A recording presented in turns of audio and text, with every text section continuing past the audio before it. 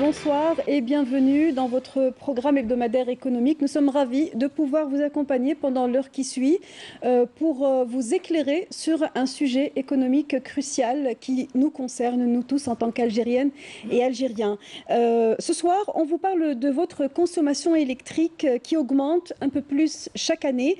En Algérie, l'électricité est produite grâce au gaz, un gaz que nous sommes censés exporter et que nous avons besoin d'exporter surtout. Mais les nouvelles sont mauvaises un petit peu aussi chaque année. Les prévisions d'exportation pour fin 2020 baissent de 4,7% par rapport à ce que nous avons pu faire en 2019. Si 2019 a été qualifié comme étant une mauvaise année sur le plan économique en tout cas, 2020 est désormais pire puisque les revenus pétroliers ont baissé pour atteindre 23 milliards de dollars par rapport à ce que nous avons pu faire pendant l'année 2019. Face à ces diminutions de production et de revenus, des mesures pour sauvegarder les molécules de gaz devient nécessaire, devient urgent. Comment consommer moins d'électricité ou comment produire de l'électricité propre sans avoir recours à l'énergie fossile? Quelles sont les solutions efficientes? Quelles sont les niches d'économie d'énergie et d'efficience énergétique? Et quels sont les éléments qui bloquent la machine, quand bien même les solutions, eh bien, on les connaît depuis longtemps déjà. Voici donc la problématique que nous allons aborder avec nos invités. Cette émission sera scindée en deux. Dans un premier temps, j'ai le plaisir de recevoir Madame Aïcha Adamou. Bonsoir. Bonsoir Madame. Et merci d'être avec nous. Vous êtes experte senior auprès de l'Union européenne et consultante en énergie renouvelable. Merci d'être avec nous. Et le plaisir également de recevoir Monsieur Moussaoud Khalif. Bonsoir. Bonsoir Madame. Et merci d'être avec nous. Vous êtes secrétaire général auprès du commissariat des énergies renouvelables et à l'efficacité énergétique. Voilà. Nous recevrons en deuxième partie d'émission M. Faïd Yaissi, qui est président du cluster des entreprises du renouvelable et qui viendra en milieu d'émission pour nous éclairer sur ce qui est en train de se faire en termes de production d'énergie renouvelable. Alors pour entamer ce débat, on va d'abord parler macro, c'est-à-dire vision et stratégie. Un chiffre que nous retenons, en plus de ceux que nous avons cités tout à l'heure, 46 milliards de mètres cubes de gaz sont aujourd'hui destinés à la consommation interne. C'est une consommation qui augmente un petit peu chaque année depuis 2006 environ.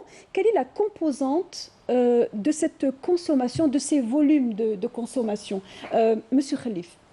Alors voilà, donc, pour ce qui est de la répartition donc, de la consommation interne, je pensais à hauteur de 25 à 30% pour la production d'électricité et le reste pour les ménages, parce que justement on a quand même une forte consommation au niveau du résidentiel, que ce soit en matière d'électricité ou bien en matière de gaz, et donc c'est destiné pratiquement à la production d'électricité. Ça pour le quota donc, de production d'électricité. Pour le gaz, donc, il y a d'autres usages.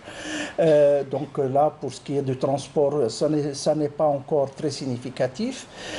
Mais voilà, donc on sait que notre production d'électricité, elle est à 98% à base donc, de gaz.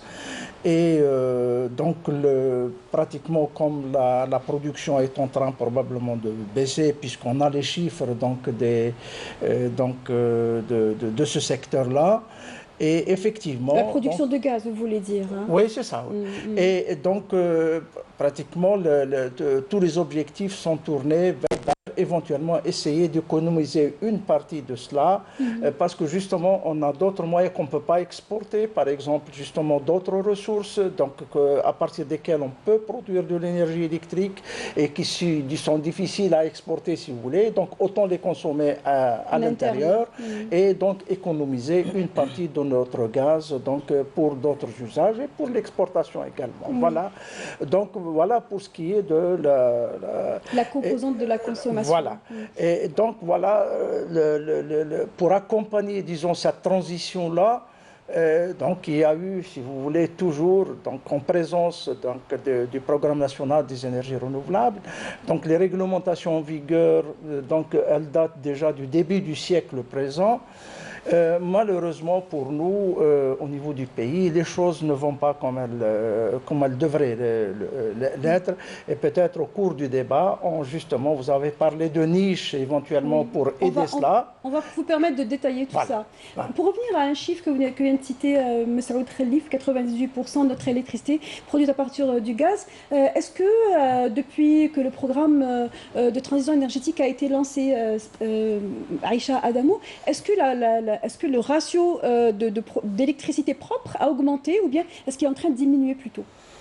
Bah écoutez, quand on essaye, donc je pense que M. Khelif a ventilé cette consommation que je considère très excessive, les 46 milliards de mètres cubes, bon, alors, il y a un taux d'accroissement à peu près de plus de 4% annuel. Ça va être à peu près 63 milliards de mètres cubes dans 4 ans. Donc vous remarquez la tendance, elle n'est pas du tout à négliger.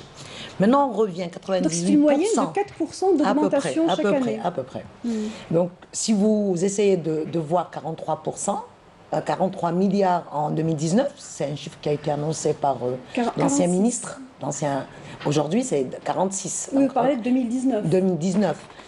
Maintenant, pour revenir à cette dimension de 98%, qui sont à base de production d'électricité à partir du gaz. Et à côté, parallèlement, il paraît qu'il y a un programme des énergies renouvelables. Logiquement, il doit y avoir plutôt un soulagement, je dirais, par rapport à cette surconsommation de ce gaz. Mais les chiffres sont très très souvent trompeurs, parce qu'en fait, il y a une production de gaz, il y a une production, j'ai bien envie de dire, très minime à partir du solaire thermique et à partir du photovoltaïque. Mais ma foi, lorsqu'on entend dire qu'il y a des performances sur cette filière, moi je dis non. Parce qu'en fait, on n'a pas vu un peu la proportion de cette demande croissante, notamment des ménages qui s'accaparent à peu près la plus grosse part du lion. Donc ça veut dire qu'il y a une production qui est là, en renouvelable, et aujourd'hui, c'est véritablement marginal. Et cette production de renouvelables, elle est marginale. Est-ce qu'elle suit justement l'accroissement de la consommation? Elle ne suit pas du tout, elle ne suit pas du tout. Et c'est plutôt, on est resté à un stade d'annonce, d'effet d'annonce, des objectifs qui se sont relayés. Et du coup, aujourd'hui, si maintenant, au départ, ça fait quelques années, c'était 2%, parce qu'en fait, il y avait une consommation qui était, si vous voulez, un peu moins que ça. Aujourd'hui, on n'a même pas 1% de production du renouvelable. Parce qu'en fait, il faut travailler avec des fonctions qui iront, bien évidemment, en fonction production-consommation. Maintenant, s'il y a une demande qui est aujourd'hui, qui va en exponentiel, demande notamment des ménages, qui sont à peu près à 46%, ça accapare un peu cette production, cette consommation. Et à côté, ça veut dire comme si on a fait un modèle économique sans pour autant, en essayant de prendre la population de référence, et cette consommation a un T figé en fait. Figé. En fait, c'est une donnée figée. Voilà, figé. Est-ce que, M. Saoud Khelif, est-ce que ce qui est projeté en termes de stratégie prend en considération justement cette évolution de consommation, les raccordements? Il y a une perspective aussi de couvrir un maximum de zones d'ombre. Est-ce que la stratégie de transition énergétique, d'économie d'énergie, se projette dans ces données-là dynamiques? Absolument pas, donc, puisque la réalité est là, si vous voulez, puisque c'est des choses qui continuent d'être négligeables alors que ça fait longtemps qu'elle aurait dû prendre une part relativement importante. Et de toute façon, les choses ne peuvent pas avancer si elles ne suivent pas, si vous voulez, par exemple, ne serait-ce que les lois qui sont érigées pour encourager ces domaines-là, ou bien tout simplement les évolutions qui sont à travers le monde, qui montrent un petit peu le chemin pour pouvoir vraiment se développer ce créneau-là. Et là, donc, disons, depuis la date saillante donc, de l'apparition, si vous voulez, parce que là, pour les concitoyens, et là, pratiquement, je dis, c'est quand même, il y a quand même une petite parenthèse qui pourrait faire plaisir, c'est que finalement, les citoyens sont pratiquement en avance par rapport aux institutions publiques qui sont en charge donc de développer ce secteur-là. Dans quel sens? Donc, puisque sur le plan, si vous voulez, loi et décision politique, donc il y a une date quand même phare qui est l'année de 2002, donc la loi de 2002, si vous voulez, qui a libéralisé la production d'électricité. Donc théoriquement, tout le monde peut contribuer, bien sûr. Et là, il faut dire que pratiquement donc ces productions-là, partout dans les stratégies, si vous voulez, de transition énergétique, toutes les stratégies sont construites à l'avenir, parce que d'abord le monde s'électrifie, si vous voulez. Ça veut dire que la part de la consommation d'énergie d'une manière générale, c'est l'électricité qui commence à prendre de l'importance par rapport aux autres, puisque le monde s'électrifie, si vous voulez. Et donc toutes les stratégies sont bâties autour du réseau électrique. C'est donc un outil de mutualisation de toutes les productions. Et là, ce serait long, si vous voulez, d'en parler. Mais c'est la vraie colonne vertébrale, puisqu'on ne peut pas faire autrement. Il y a une autre trajectoire, hein, celle qui est tracée par les politiques.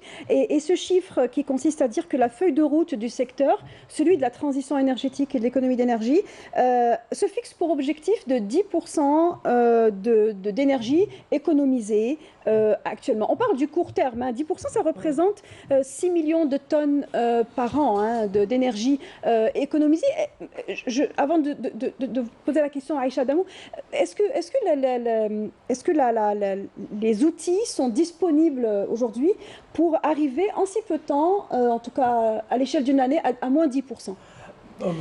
Moi, par exemple, si vous voulez, j'en doute, personnellement, puisque là,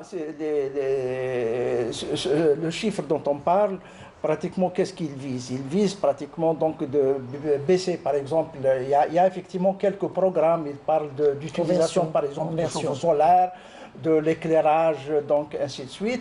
Mais je ne pense pas que ce soit ces secteurs-là, parce que les vrais secteurs, si vous voulez, qu'il va falloir développer, ce sont les grosses productions, si vous voulez, donc la production en masse. Ça ne veut pas dire qu'on va, c'est des unités, de grosses unités de production, mais ce sont des petites unités, mais en très grand nombre. Et c'est ça l'essentiel. Et malheureusement, sur ce plan-là, on n'arrive pas à décoller, justement, parce que tout simplement, il y a probablement une sorte de résistance au changement. Et là, je pense que le commissariat, par exemple, il s'est fixé comme objectif, justement, de débloquer la situation-là, parce qu'on ne peut pas faire autrement. Vous allez vous concentrer sur cet aspect en particulier? Entre autres, mais du moins, c'est la priorité, puisqu'on ne peut pas laisser les choses, si vous voulez continuer comme ça. Votre point de vue par rapport à la question, Aïcha Damou? Écoutez, moi, honnêtement, je dis qu'il n'y a jamais eu de stratégie, parce qu'en fait, on ne peut pas parler de stratégie sans pour autant avoir un état de lieu concret et réel. C'est-à-dire, on essaye de définir une stratégie, faudrait-il d'abord connaître un peu la situation à l'existant. Donc, l'existant multidimensionnel.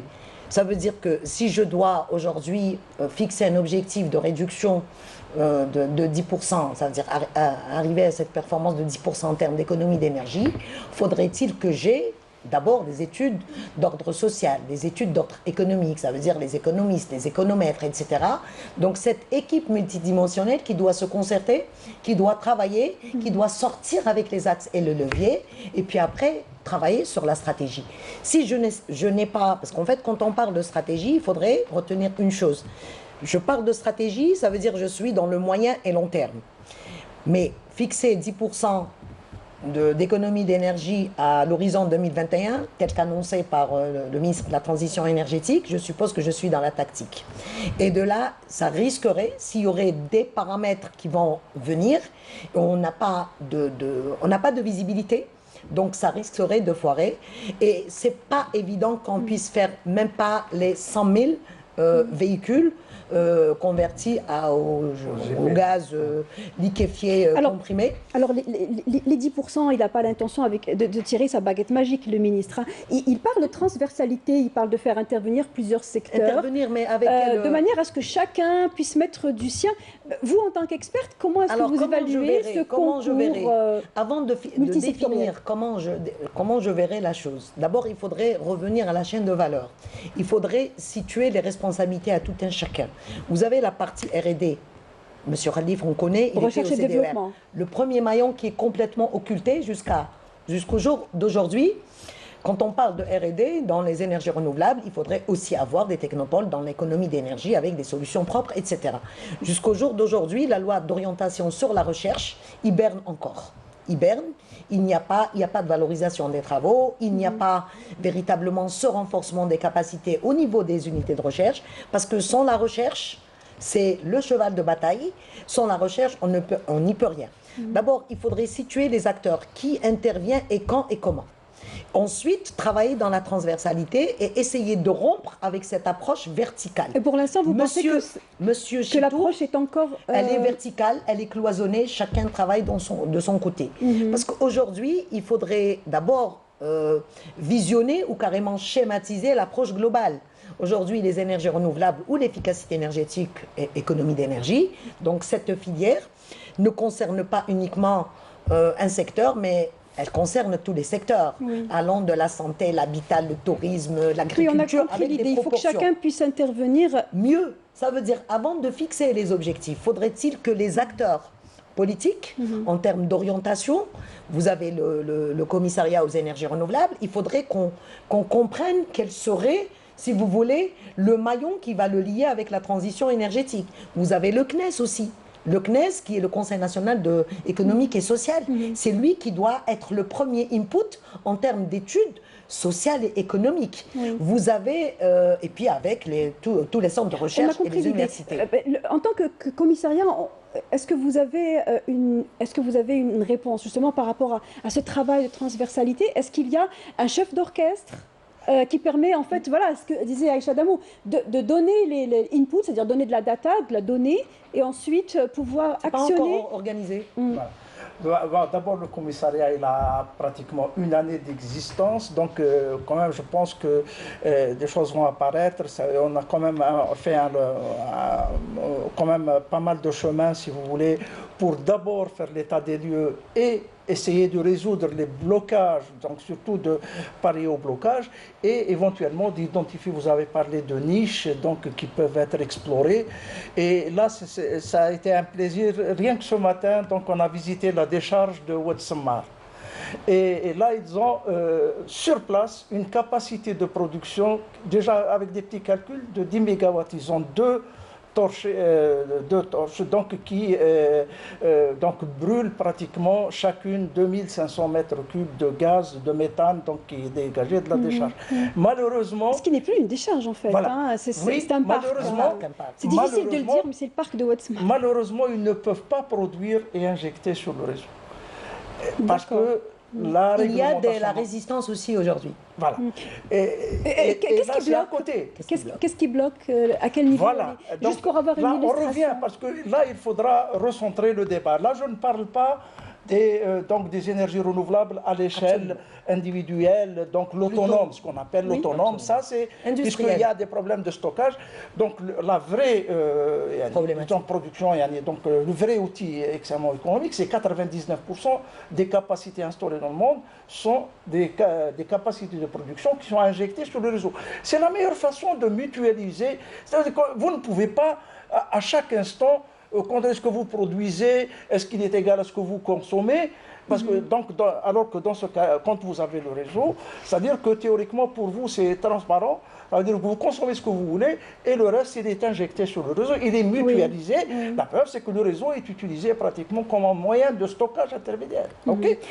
Et donc là, pratiquement depuis la loi de 2002, donc j'ai dit qu'elle a libéralisé la production d'électricité et théoriquement il y avait des réglementations qui font parler, puisque là on a un client unique. Et là, on a un monopole absolu pour le... Et c'est tout à fait normal. Là, je ne suis pas en train de dire qu'il va falloir également... Mais quand on a un client unique, il va falloir qu'il travaille pour que tout le monde puisse faire son travail et éventuellement donc négocier, si vous voulez, l'électricité comme ça se fait de partout ailleurs au monde. Oui. Et malheureusement, les choses n'ont pas suivi et jusqu'à aujourd'hui, théoriquement, celui qui se branche, ne serait-ce que sur la moyenne tension, la basse tension, il est dans l'illégalité absolue. Oui, oui. Vous parlez de partenaire unique, vous parlez de SKTM, hein, c'est bien ça. Hein. Vous parlez de l'opérateur. Attendez, donc là, parce que sans la participation, SKTM, c'est une entreprise publique qui est une filiale de Sonegaz qui s'est spécialisée. Oui. Bon, elle a pris les réseaux sud et les centrales qui sont... Bon, ça, c'est Sonegaz. Non, je parle de faire participer les producteurs privés. Les IPP. Et ce sont les citoyens, sans l'apport des citoyens. Écoutez, j'ai toujours donné le bon exemple. En Allemagne, parce que là, je le dis encore une fois, c'est parce que l'information est disponible, chacun peut la valider, si vous voulez. Là, donc, sur 5 ans, de 2005 à 2010, ils avaient 1 400 000 petits producteurs, c'est-à-dire c'est des citoyens qui ont une maison et dont la production totale faisait 14 gigawatts, c'est un peu la consommation de l'Algérie, toutes sources confondues. Et là, c'est 1 400 000 petits producteurs. Actuellement, ils sont à 1 700 000. Donc, voilà un créneau, justement, que le commissariat vraiment a fixé comme objectif. C'est d'abord de résoudre ce problème-là de réglementation pour ce qui est de l'injection sur le réseau basse tension, et éventuellement moyenne tension pour le tertiaire, ainsi de suite. Et donc, une fois qu'on aura fixé ça, théoriquement, les choses devraient aller beaucoup mieux. Le modèle IPP, est-ce que vous pensez qu'on est prêt à le concrétiser? On est prêt, mais il faudrait, c'est très bien sûr, dans la mise en œuvre, c'est excellent comme performance en Allemagne. Et il est vrai que les TPE, les petits producteurs indépendants, on en a parlé depuis, moi je me rappelle, ça fait quelque chose de 10 ans où on a proposé, on a vu même pour les petits, pour les raccordements de téléphone, etc. Mais le gros problème qui se pose aujourd'hui, c'est au niveau macroéconomique. C'est ceux décideurs. Il faut absolument, il ne faut pas se taire et dire il faut absolument qu'il y ait véritablement une volonté politique. Monsieur Khalif parle de la loi de la libération de l'électricité et du gaz qui date de 2004, de 2002. Ensuite, c'était au temps de Rahmani, quand il était gouverneur, je me rappelle. Hein. C'était lui. Ensuite, il y avait d'autres décrets tels que les coûts de diversification, les gens qui peuvent produire l'énergie verte, ils percevront une prime qui peut aller de 100 jusqu'à 200%. Est-ce que l'incitation n'a pas été justement... Non, n'a pas. En fait, c'est des discours très beaux. Non, il faut inciter les opérateurs pour être il faudrait absolument faire un forcing, il faudrait que les textes d'application soient présents, il faudrait qu'il y ait un organe de pilotage. Jusqu'au jour d'aujourd'hui, c'est très bien tous ces acteurs. Le commissariat, il est très bien, le ministère de la Transition, mais il faut qu'il y ait un organe. Le commandement, il est là. Aujourd'hui, est-ce que le commissariat peut faire? Est-ce que le commissariat peut faire? Ils ne peuvent pas. Pourquoi? Parce qu'en fait, le commissariat, si vous voulez, c'est un apporteur d'opportunités. Il va plutôt, si vous voulez, fertiliser, si vous voulez, l'espace. Mais on ne peut pas être jugé parti. La chose qui, aujourd'hui, sur le plan géostratégique, c'est qu'on n'a pas un organe qui serait indépendant et qui va venir piloter aussi le commissariat, piloter la transition énergétique, piloter par rapport à la proportion qui doit être dégagée. Le commissariat doit fournir des études, le commissariat doit accompagner en tant que monitoring, etc., conseil, mais il n'a pas ce pouvoir décisionnel. Alors justement... le ministère de la transition énergétique n'a pas non plus ce pouvoir décisionnel sur les autres ministères. Donc du coup, il faudrait qu'il y ait des décisions courageuses jusqu'au jour d'aujourd'hui. sont complètement absentes et un organe qui va piloter. C'est comme dans une entreprise, on va faire fonctionner, si vous voulez ça, comme des entreprises on avec est des commissariats. À peu près à mi-chemin de cette émission et je voudrais, avant que vous nous quittiez, Monsieur Khalif, nous parler justement des prérogatives de ce commissariat qui est fraîchement installé et à quel point est-ce qu'il peut s'inscrire dans cette stratification, dans le concert de tous ces acteurs en fait. Est-ce qu'il faut quelque chose qui doit être au-dessus du commissariat? Est-ce que c'est le ministère de la Transition qui peut aussi faire le travail de supervision? Moi, je pense qu'il ne s'agit pas donc d'abord d'augmenter les institutions parce que justement, on a pris l'habitude, si vous voulez, d'augmenter les institutions, mais ça crée d'autres problèmes. Écueils. Parce que, voilà. Je pense que le problème n'est pas à 100% à ce niveau-là. Certes, il y a une part de cette situation-là. Sauf que, bien sûr, le commissariat, si vous voulez, il n'a pas rôle d'exécutif, si vous voulez, il n'a un rôle de consultatif. Consultatif. Mais, voilà, consultatif, et surtout, donc, éventuellement, pas d'alerter, mais disons d'éclairer, bien sûr de prospecter, de connaître la réalité des choses. Oui, mais Monsieur Khalif, mais qui va piloter, voir quel est l'état de réalisation aujourd'hui si on est dans cette situation? Parce qu'il n'y a pas de pilote. Alors, toute stratégie, on a un comité de direction avec un comité de pilotage. Et on ne peut pas être jugé parti. Ce n'est pas un problème de multiplication d'acteurs. 3 personnes, 4 personnes, une cellule qui peut, à la limite, piloter. Le commissariat actuellement est sûrement en train de préparer un document qui doit sûrement aussi, je parle au conditionnel, présenter à l'œil du Premier ministre. Est-ce qu'on peut avoir une idée sur ce qui est en train d'être préparé en ce moment? Tout à fait.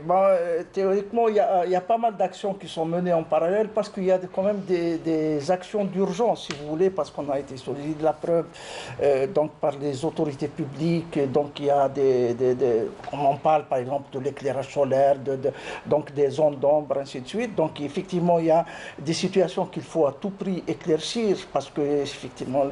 Et maintenant, pour ce qui est de la documentation qui est en train d'être préparée, on a parlé tout à l'heure qu'il faut un état des lieux d'abord, parce que effectivement tout le monde. Donc, et c'est le travail on a développé une culture orale. Et finalement, on n'a créé aucun repère, si vous voulez, écrit, ça veut dire au moins à partir duquel on pourrait enrichir la situation. Oui. Et là, justement, le commissariat s'est fixé comme rôle d'éclaircir d'abord la situation et d'abord, bien sûr, de répondre aux situations urgentes, parce qu'il y en a des situations urgentes. Puis, comme on trouve que des institutions publiques sont pratiquement dans l'illégalité quand ils appliquent, par exemple, quand ils vont se connecter au réseau, ils le font. Je vous ai dit tout à l'heure que les citoyens sont en avance par rapport aux institutions, parce que dans ce secteur-là, les citoyens se connectent. Oui. Et donc il y en a des situations, même des institutions publiques. Donc là, le citoyen... La réglementation est un boulet, en fait, elle freine un petit peu l'action des institutions. Tout à fait, parce que sans réglementation, si vous voulez, c'est l'anarchie. Et surtout là... Sans réglementation et sans mentir aux gens, d'accord. Voilà. Quand on dit que quand les ministres se succèdent ou les officiels se succèdent pour rassurer les gens et dire qu'on a du gaz, on peut produire, etc. Et après, tu vas dire aussi, citoyens, il faut serrer la ceinture, il faut, etc., à travers des spots. Ma foi, on va revenir justement sur ce double discours. Ouais. Merci Monsieur Khalif d'avoir été des nôtres et de nous avoir éclairé sur l'émission et sur sur quoi est en train de plancher actuellement le commissariat aux énergies renouvelables et à l'efficacité énergétique. Merci d'avoir été parmi nous. L'émission se poursuit. Avant de recevoir notre troisième invité, je vous propose de suivre ce reportage qui vous donne une idée sur ce qui est en train d'être fait au niveau des collectivités locales. Un choix, non pas un choix, mais une nécessité, celle d'économiser l'éclairage public, non pas à travers du PV, pas encore, mais en revanche en utilisant du LED, donc des lampes à basse consommation. Le reportage est réalisé par Samy de la rédaction.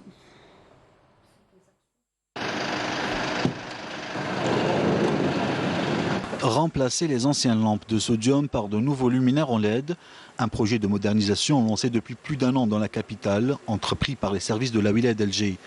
Une opération qui concerne en premier lieu 19 communes de la Wilaya et 12 axes routiers principaux.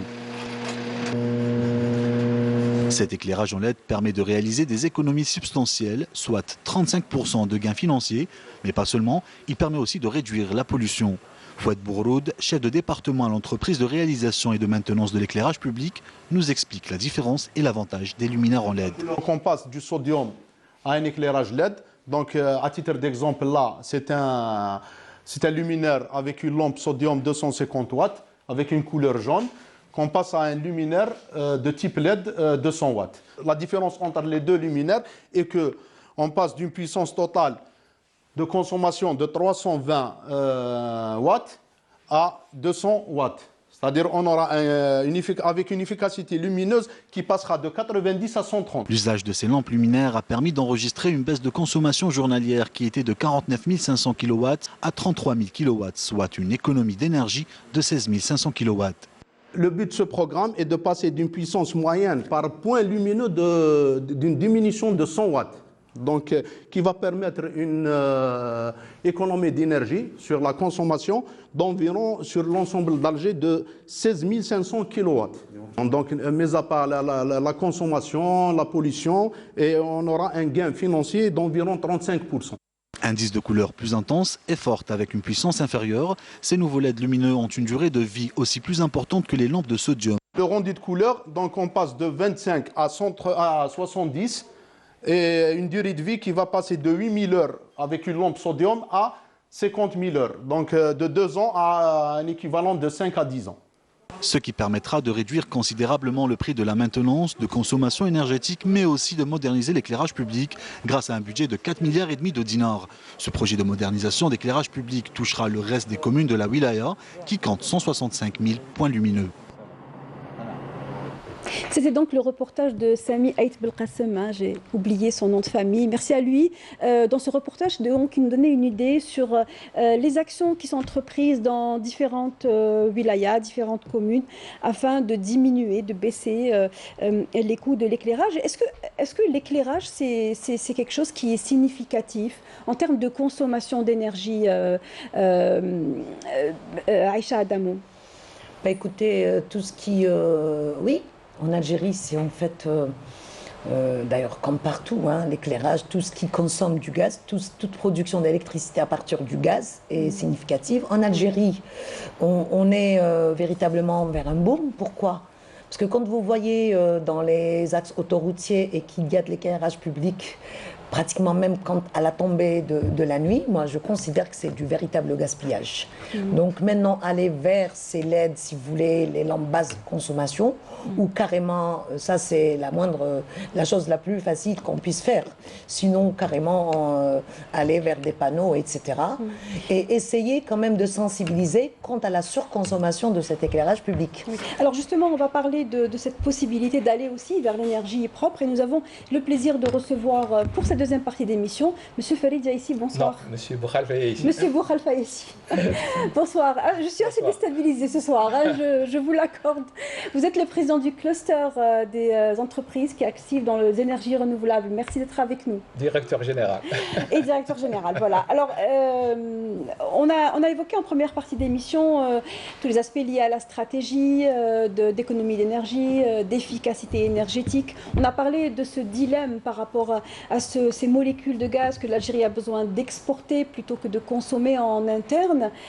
Force est de croire que lorsqu'on regarde le discours politique, les politiques, les ministres, hein, pour les citer, disent que la priorité aujourd'hui, eh bien, c'est la consommation interne, d'abord, ensuite l'extérieur. Est-ce que vous pensez que c'est un signal qui va dans le sens de l'économie d'énergie et la transition énergétique souhaitée? Merci pour l'invitation. Je pense que dans tous les cas de figure, il faut d'abord faire face à la demande interne, parce que vous ne pouvez pas exporter quelque chose et laisser votre population dans le noir, ça c'est pas possible. Par contre, il faut offrir des alternatives dans ce domaine-là, et aujourd'hui nous avons des alternatives possibles qui fonctionnent déjà, et donc le solaire par exemple, ou bien les énergies renouvelables en général, sont une alternative très sérieuse. elle n'est pas uniquement présente en Algérie. Le monde entier aujourd'hui est en train d'aller dans cette direction-là. Donc nous, on a l'impression qu'on ne s'intéresse pas à ce qui se passe à l'échelle internationale, qu'on continue encore à vivre en autarcie, en pensant que le gaz va durer encore des années. Alors qu'aujourd'hui, on a les possibilités de changer. On peut le faire de manière graduelle ou bien on le fera peut-être de manière brusque. Est-ce que l'impact sur cette consommation interne qui augmente, on l'a dit tout à l'heure, quel impact peut-elle avoir sur nos exportations? Est-ce que c'est quelque chose qui peut engendrer des problèmes par rapport aux contrats qu'on a avec nos partenaires? Par rapport à cette question, moi, j'ai bien envie de dire que la véritable problématique, c'est cette histoire, ce dilemme énergétique. Donc, c'est comment assurer cet équilibre énergétique. Ça veut dire, si je comprends bien, si maintenant on va s'orienter vers une réponse, donc il y a des offreurs, donc la production et la consommation. Maintenant, si je vais mettre comme priorité satisfaire la demande croissante, on en a parlé tout à l'heure avec ces 50 milliards à peu près, les 46 milliards cette année, bientôt à 2028, on sera à peu près à 63 ou 68 milliards. Donc ici, il y a un véritable dilemme. C'est-à-dire aujourd'hui, il n'est pas dit que si on va laisser, donc cette option de laisser les gisements de gaz dormir, etc., pour les générations futures. Donc aujourd'hui, il y a de nouvelles mutations mondiales. Il y a de nouvelles mutations mondiales et même on risquerait, il est vrai qu'il y a une demande expo de gaz et on doit satisfaire la demande nationale, la demande locale.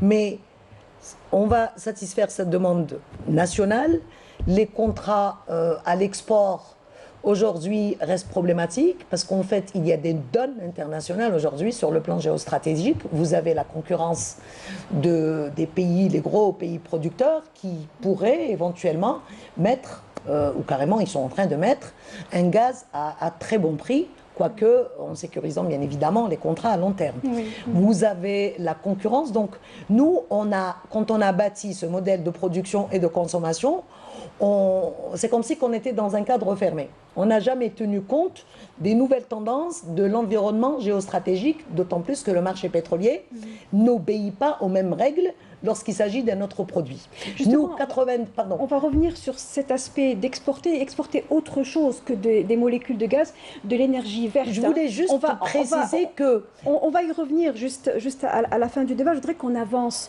sur les niches, puisqu'on a dit qu'on devait aussi parler des solutions. Quelles sont aujourd'hui les niches, Monsieur Yaissi, d'économie d'énergie qui peuvent être efficientes, donc faciles à réaliser et à la fois efficaces pour baisser le coût, les volumes de consommation?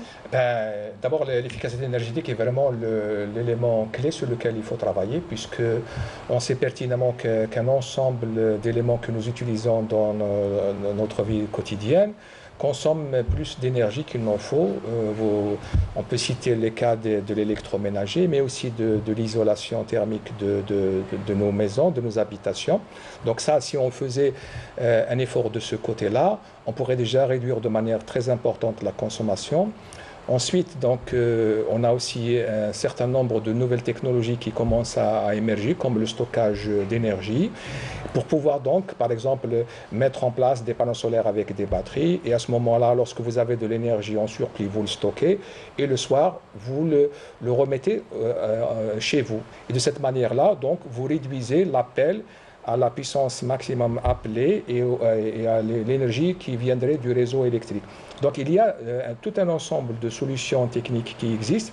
Il y a donc tout un développement aussi du comportement des personnes pour qu'ils puissent utiliser de manière efficiente l'énergie, mais il reste que aussi il faut accompagner ce changement-là et probablement que la tarification devrait être aussi un élément qui permettrait ce basculement-là. De motiver en fait les Algériens à changer leur mode de consommation en quelque sorte. Moi je pense que déjà les Algériens sont déjà en train de changer. Il y a déjà maintenant la majeure partie de la population utilise la lampe LED. Donc ils sont passés de la lampe tungstène à la lampe LED parce que le prix a baissé de manière importante. Aujourd'hui aussi les gens se rendent compte qu'en mettant par exemple le système de tarification des 4 qui a été mis en place par Sonelgaz, donc les gens font tout pour ne pas se retrouver sur la 4e tranche qui est à plus de 5 dinars. Donc les Algériens sont en train de s'adapter à ces nouvelles réalités. Seulement, il faut qu'il y ait quelque chose qui soit proposé aux Algériens pour aussi qu'eux-mêmes puissent faire ce changement. Quand vous parlez avec les gens, ils savent que l'énergie ne coûte pas très cher, que c'est vraiment un privilège dont ils peuvent profiter, mais ils ont peur que ce privilège-là ne va pas rester comme ça ad aeternum. Oui. Aïcha Adamou, est-ce qu'on peut continuer à penser, à croire qu'un jour, il va y avoir un sursaut, que les Algériens vont devenir éco-responsables par rapport à leur consommation électrique, ils vont se mettre à faire leurs machines à des heures où il n'y a pas une forte consommation, ou bien est-ce qu'il faut mettre en place des outils clairs? Alors, par rapport à la question, je voulais juste rajouter quelque chose comme niche, donc l'habitat à travers l'isolation, etc. Le transport, donc il faut aller vers les transports collectifs, le convoiturage et essayer de... Bon, par rapport à cette éco-citoyenneté ou consommateur-acteur qu'on attend de l'Algérien, mais il faudrait qu'on donne l'exemple aussi. Hein. Moi, quand je vois les grands groupes comme Sonatrach ou Sonelgaz ou les banques ou je sais pas, et on parle d'actions d'économie d'énergie, mais ma foi, si c'est pas des petites actions flash, un LED ou un panneau solaire quelque part, etc., il n'y a pas véritablement cette conscientisation, c'est pas évident. Donc la première des choses à faire, c'est que les collectivités locales soient politiquement responsables avec des programmes de sensibilisation et ne pas se limiter uniquement à des spots publicitaires à passer. Donc il faut absolument qu'il y ait cette prise de conscience qui va être donnée par, si vous voulez, les décideurs et bien évidemment essayer quand même aussi de voir les populations en offrant bien sûr dans l'électroménager économe, il faut un peu que ça soit des tarifs préférentiels pour tous ceux qui achètent, moyennant formation des jeunes aussi pour la sensibilisation. S'il n'y a pas de sensibilisation, bon, il est vrai qu'il met un LED, etc., mais ma foi, quand vous voyez à la maison, c'est la lumière qui est allumée ou carrément il passe des heures jusqu'au matin à la télévision. Mais ma foi, ce n'est pas un acte éco-responsable, tout simplement parce que ça peut toucher sa poche, oui, mais il n'a pas cette prise de conscience qu'il faut absolument qu'il aille dans l'économie d'énergie en sachant que cette énergie est produite à partir d'un gaz qui est appelé à s'amenuiser davantage et que maintenant, même s'il va être produit en grande quantité, il ne servira à rien vu la grande concurrence qui est sur le marché. Absolument. Vous avez parlé des niches, à savoir, vous avez parlé des véhicules qui pourraient être plus en commun, fonctionner au GPL. Au niveau du bâtiment, est-ce que les solutions sont multiples, mais la solution du chauffe-eau solaire, qu'est-ce qui bloque aujourd'hui et qu'est-ce qui pourrait faire que cela puisse fonctionner aussi bien chez nous comme cela fonctionne en Tunisie, par exemple? D'abord, il y a le fait que l'aide qui est proposée par l'État n'est pas suffisante. C'est-à-dire qu'on offre à peu près 45% sur un coût total de 110 000 dinars. Ce qui est donc insuffisant pour inciter les gens à utiliser les chauffe-eau solaires.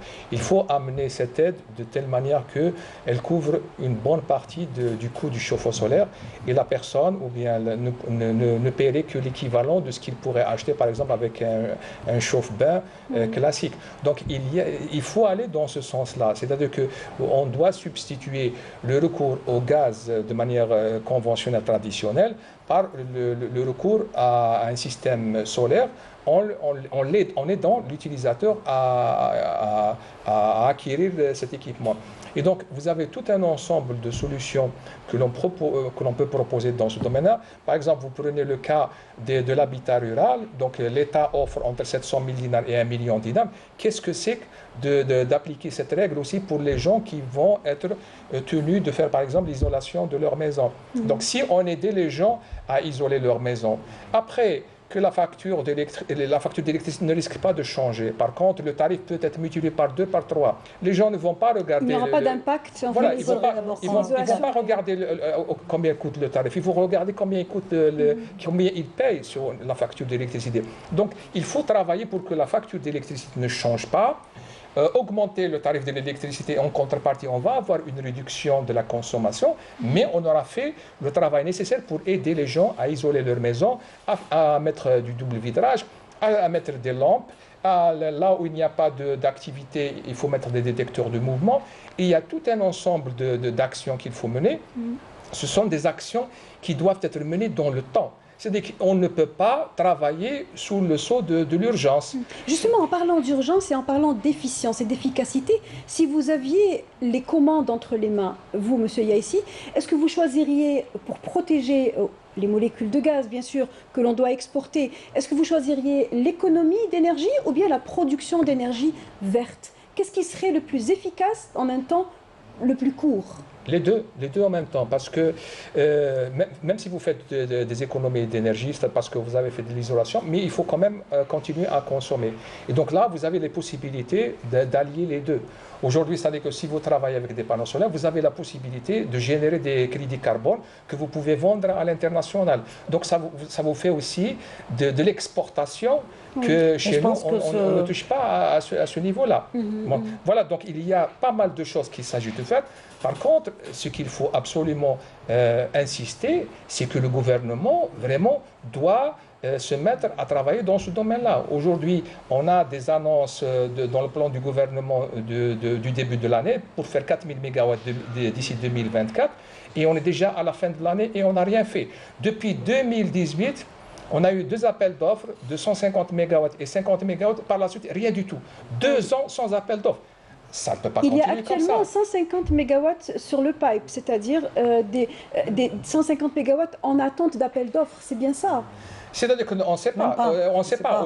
Aujourd'hui, c'est que ce que disent les gens, c'est qu'il va y avoir 150 MW, mais on ne sait pas si ça va être au début du 2021. Or, les actions que l'on voit, ce sont des actions qui viennent comme ça, par à coup. On ne peut pas construire une industrie, on ne peut pas construire un écosystème dans ce domaine-là si on travaille uniquement de cette manière-là. Nous avons des gens qui ont investi dans la production des panneaux solaires.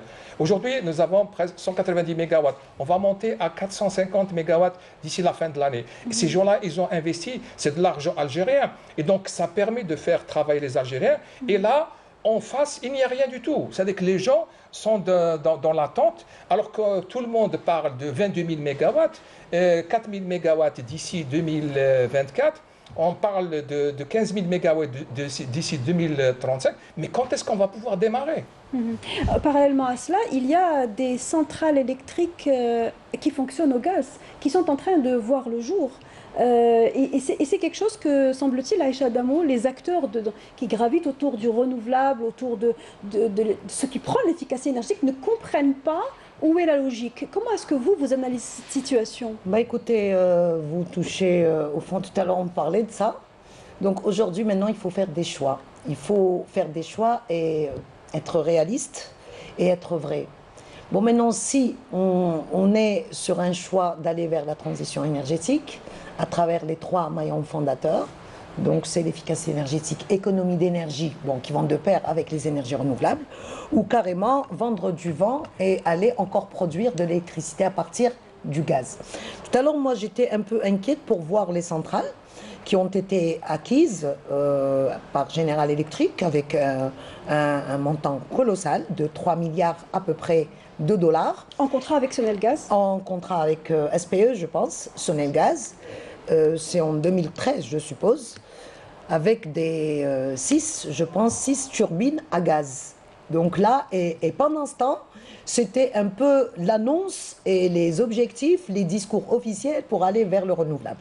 Alors il y avait un fonds, il y avait un budget qui était alloué pour le renouvelable, mais ma foi, on a basculé sous prétexte qu'il fallait absolument répondre à cette urgence. Donc c'était un budget qui a été squatté pour faire face à l'urgence de cette demande croissante. Maintenant, il faudrait qu'on sache qu'est-ce qu'on veut véritablement. Et si on ne raisonne pas dans une approche globale, on ne peut pas aller et on va être dans les urgences et la gestion par à-coup. Pour revenir à ces histoires des 150 qui sont restés pendants, on l'a dit, on l'a redit, on va le redire encore une fois pendant 4 ans, 5 ans, et on va se retrouver.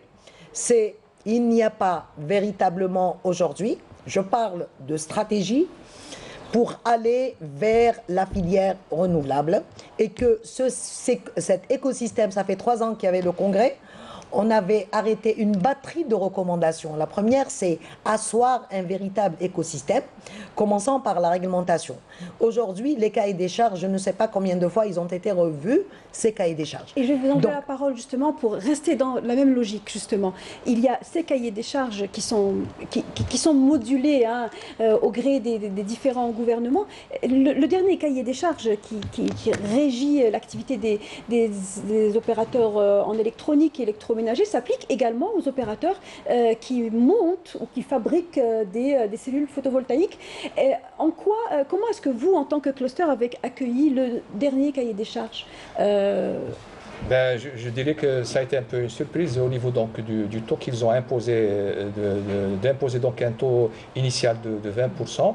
Alors que l'on sait pertinemment qu'aujourd'hui, les acteurs ne sont en mesure que d'assurer entre 5 et 7%. Donc, ce qui fait que le gap, il est important. Le gap peut être rattrapé si le gouvernement met en place ce programme des 4000 MW. À ce moment-là, on va avoir de la visibilité, on va avoir donc l'ensemble des acteurs qui vont pouvoir croire qu'il y a la confiance qui va revenir. Qu'il y a du marché, donc qu'il y a un marché, donc les gens vont pouvoir investir et compléter ces pourcentages qui sont là, qui manquent. Donc c'est quelque chose qui est faisable si le marché démarre, si le marché fonctionne et tout ça. Qu'est-ce qu'on voit ici? On voit nettement que le secteur industriel tente donc de créer l'environnement pour qu'une activité industrielle commence à naître. Par contre, au niveau donc de l'utilisation, de l'exploitation, on ne voit rien venir. Donc ici, on parle toujours de ces histoires de 4000 MW. On a avancé des chiffres de 500 MW par an. Nous sommes preneurs. Et nous sommes preneurs en tant qu'opérateurs nationaux. C'est-à-dire que ça ne sert à rien de dire qu'il faut aller chercher Flan ou le Felten à l'étranger, alors qu'en Algérie, nous avons les acteurs qui sont capables de répondre à cette demande-là. 500 MW par an. Aujourd'hui, c'est faisable avec les acteurs nationaux. Et non pas besoin donc de partenariats, ne serait-ce que pour produire les cellules. Vous disiez qu'elles n'étaient intégrées qu'à hauteur de 7%. Madame, c'est-à-dire que le partenariat, il faut laisser les entreprises le faire. Ce n'est pas à l'État de faire le partenariat. C'est l'entreprise qui va chercher son partenaire quand elle aura besoin de quelque chose. C'est entendu. C'est la décentralisation de la prise de décision. C'est ça qu'il y a lieu de se dire. Ce n'est pas à l'État de dire que je vais faire un partenariat d'État à État ou bien d'État à une entreprise. Ça ne se fait pas. Donc il faut créer les conditions pour que les opérateurs puissent activer, leur laisser les possibilités d'activer. Celui qui a, je vous dis, si maintenant le marché démarre, il y aura quelqu'un qui va dire je vais aller trouver un partenaire pour l'inviter ici chez nous et commencer à produire ou à assembler l'onduleur, par exemple, qui est l'élément aujourd'hui complexe et qui est importé en totalité. Donc ça ne veut pas dire que les acteurs ne sont pas prêts. Les acteurs croient quand il y a de la visibilité, quand les chiffres qui sont avancés sont réalistes, quand il y a un plan de développement. Aujourd'hui, on n'a pas de plan. On parle de... Est-ce que ce cahier des charges peut permettre l'émergence d'un écosystème, justement, ne serait-ce qu'un écosystème de sous-traitance pour permettre de croire à une augmentation de taux d'intégration? Oui, madame, je le crois parce qu'à l'intérieur, il y a quand même des choses positives dans ces documents-là. Par exemple, on demande à ce que les entreprises puissent aussi passer à la certification, donc avoir tous les ISO qui est nécessaire, 9001, 14001 et tout ça. Donc ça, c'est une très bonne chose. On exige que le produit qui est donc soutenu puisse aussi faire l'objet d'un certificat. Donc ça, c'est quelque chose qui est intéressant. Et aujourd'hui, vous savez très bien que si vous avez l'entreprise qui est certifiée, que le produit est certifié, c'est aussi l'ouverture vers le marché extérieur. Donc les choses qui ont été préparées par le ministère de l'Industrie vont dans le bon sens. Maintenant, il faut qu'il y ait les autres acteurs, ceux qui sont là ça pour pouvoir donc montrer les besoins du pays. Je vais vous dire quelque chose. Depuis un certain nombre d'années, enfin, nous avons réalisé à peu près 400-450 mégawatts en photovoltaïque. Mais entre-temps, ce sont des milliers de mégawatts qui ont été installés avec les cycles combinés.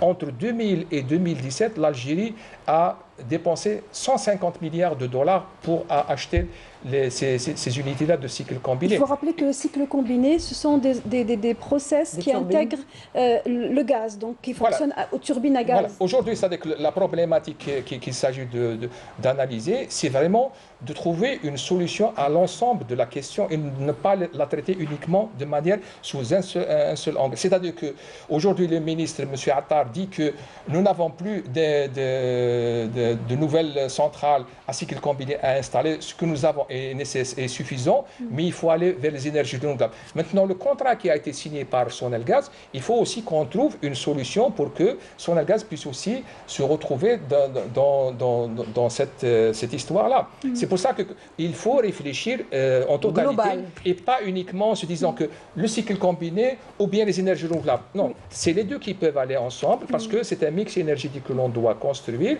et on doit le faire tous ensemble. C'est la dichotomie dont vous parliez, Aïcha Adamo, entre les différents secteurs. On sent que pour cette transition, pour cette économie d'énergie, il semble qu'il y ait une coupure de connexion.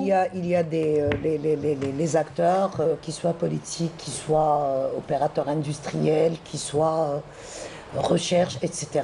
Ils sont chacun dans sa bulle. Chacun dans sa bulle. Et cette absence de cette approche globale, donc on parlait de cet aval industriel qui doit exister, mais ma foi, il faut régler en haut d'abord. Il faudrait qu'on voit la même chose. Il faudrait qu'on soit conscient et qu'on approuve cette approche globale. Ensuite, on va répartir les responsabilités à tout un chacun avec bien évidemment des indicateurs. Tantôt tu es ici, tantôt tu bascules là-bas, donc c'est plutôt la gestion par à-coup. Et la gestion par à-coup, lorsqu'il s'agit de la sécurité énergétique, moi je considère que c'est carrément criminel. Donc aujourd'hui, il faut s'asseoir, il faut regarder qu'est-ce qu'il y a, où en sont les choses et essayer de voir ou qu'est-ce qu'on doit remodifier. Les 22 000 mégawatts, on l'a dit, ça fait 5 ans, je ne sais pas si c'est avec vous, que je suis déjà passée ici. J'ai dit c'est de l'utopie, mais alors hors de question à ce que ce chiffre va se réaliser. Donc il reste combien de temps? 10 ans.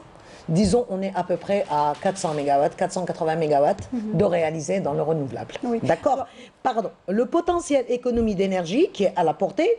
Donc, vous parliez tout à l'heure de niche, et on n'a rien fait. Donc, avec des solutions basiques, juste un problème de monitoring, de formation, de sensibilisation, et on pourrait faire beaucoup de choses. Aujourd'hui, il faut absolument s'arrêter, se dire basta, et essayer de reconfigurer la chaîne de valeur, essayer de voir toutes ces institutions qui sont présentes, qui fait quoi, quand et combien, et avec quel impact. Qui fait quoi quand? Tout à l'heure, M. Khalif a dit il faut pas multiplier les institutions. Je dis, moi, aujourd'hui, lorsque je vois tout ce panorama d'acteurs, je dis que ça ne sert à rien. Normalement, on doit être dans l'optimisation des acteurs parce qu'on est en situation de crise et non pas multiplier les acteurs. Il faut les renforcer, les rentabiliser et non pas multiplier les acteurs. Une dernière question avant de terminer ce débat concerne justement cette question épineuse, celle de se projeter dans l'avenir. Et l'avenir, c'est encore une fois regarder ce qui se passe dans d'autres pays. En Europe, l'Europe est en attente de recevoir de l'énergie, que ce soit du gaz ou de l'énergie propre. Aujourd'hui, qu'est-ce qui peut être fait pour que l'Algérie puisse exporter de l'énergie verte? Est-ce que vous pensez que c'est de l'ordre du possible? Et qu'est-ce qu'il y a lieu de faire pour y arriver?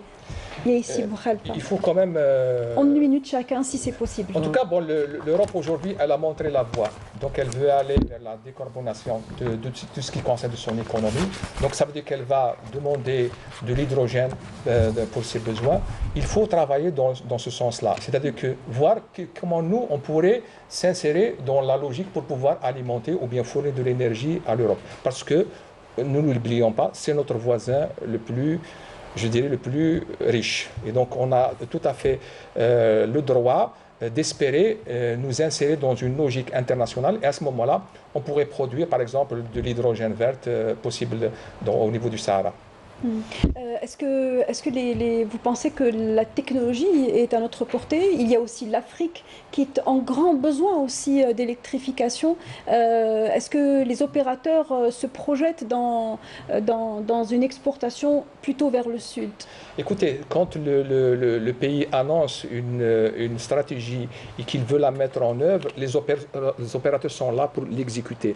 Le problème que nous avons, c'est qu'il n'y a pas cette visibilité.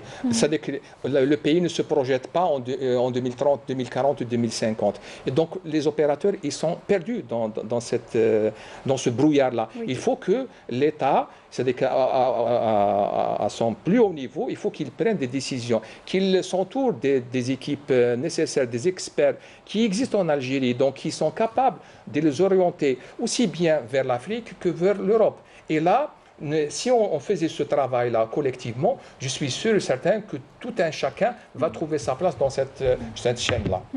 Une minute pour finir, Aïcha. D'accord, très bien. Moi, je dirais qu'il faut absolument réorienter notre stratégie parce que aujourd'hui, avec les mutations mondiales aujourd'hui, les clients traditionnels aujourd'hui, l'Espagne, la France, l'Italie n'auront pas besoin de notre... Déjà, ils sont très, très avancés par rapport aux renouvelables et l'efficacité énergétique. Ils sont en train de faire, maintenant, tu peux avoir toute la toiture à 1 euro, avec des subventions, des taxes zéro, etc., impôts, avec des crédits impôts. Donc, il faut réorienter et aller vers l'Afrique. Pourquoi? 3 paramètres qui sont criards. C'est d'abord la concurrence de tous ces gros producteurs, donc l'Iran, l'Australie, le Qatar, le gaz et pétrole américain, etc. Ils sont en train de les brader à très bon prix. Nous, même si on va produire, c'est pas évident, la petite, si on arrive à honorer nos engagements, c'est très bien. Nous, on est à la traîne. Ma foi, il faudrait qu'on réalise ce qu'on peut réaliser dans le renouvelable. Et le photovoltaïque qui est à la portée, on a la technologie, on a quand même des centres de recherche. Et après, peut-être dans 10 ans, on a les opérateurs. L'hydrogène, c'est très bien. L'hydrogène, moi, je ne veux pas être très ambitieuse. Il faut que l'ambition soit mesurée. L'hydrogène, on en fera avec des technopoles que les clusters ils sont en train de développer. Mais ma foi, pour moi, honnêtement, si j'ai un conseil à donner aux décideurs, réorienter la trajectoire vers l'Afrique, parce que dans très peu de temps, ils n'auront pas besoin de notre gaz, et notre gaz parce qu'il est à bon prix par rapport à tous ces offreurs, oui. Et les énergies renouvelables, ils sont déjà en plein dedans, ils sont très avancés par rapport à nous. Et voilà, et c'était le point de vue de l'experte. Merci Aïcha Adamo, experte senior auprès de l'Union européenne en énergie renouvelable, transition énergétique. Merci à vous, Monsieur Boukhalifa Yaissi, directeur général du cluster des opérateurs en énergie renouvelable. On espère vous inviter à nouveau dans une émission qui va être non pas scindée en deux, mais une émission comme on a l'habitude d'en réaliser. Restez branchés sur Canal Algérie. Juste après, une émission spéciale Santé Mag. Sarah Sharif reçoit le ministre de la Santé ainsi que des membres du comité scientifique chargé du suivi de la pandémie. Cette émission va vous éclairer sur la situation qui prévaut actuellement sur le plan sanitaire. Merci de nous avoir suivis jusqu'au bout. Très bonne soirée à tous. À mercredi prochain.